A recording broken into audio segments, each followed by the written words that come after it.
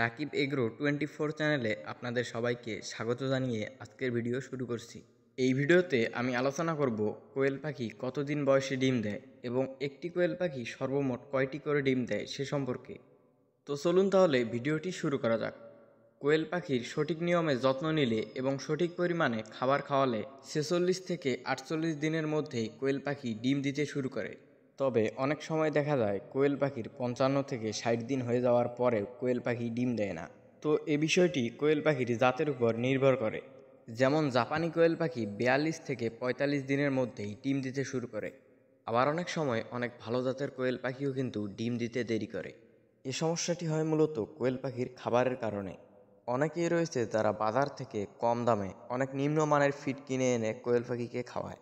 এই খাবারগুলোতে যে পরিমাণ প্রোটিন এবং পুষ্টি গুণাগুণ থাকা দরকার সেটা থাকে না। এ কারণেই মূলত কোয়েল পাখি অনেক সময় ডিম দিতে দেরি করে।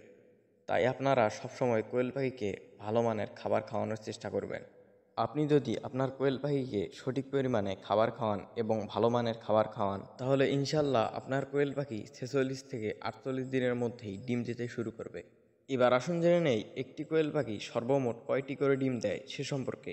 সাধারণত একটি কোয়েল পাখি বছরে 240 থেকে 280টি পর্যন্ত ডিম দিয়ে থাকে এবং এক মাসে 25টি থেকে 28টি ডিম দিয়ে থাকে। তবে অনেক সময় যখন কোয়েল পাখি ডিম দেওয়া শুরু করে এবং সে সময় যদি পাখিকে সঠিক পরিমাণে সুষম খাবার না খাওয়ান, সেক্ষেত্রে কিন্তু পাখি ডিম দেয়া বন্ধ করে দিতে পারে।